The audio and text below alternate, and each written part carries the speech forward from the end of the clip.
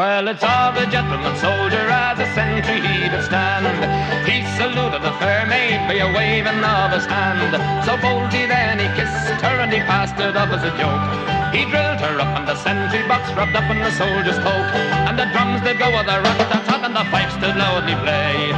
Fare thee well, Polly me dear, I must be going away.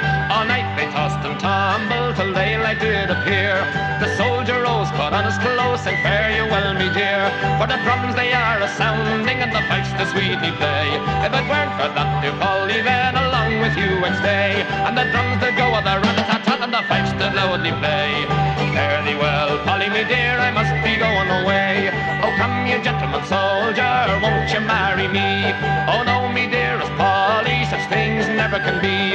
For I've a wife already and children I have 3. 2 wives are allowed in the army, but one's too many for me.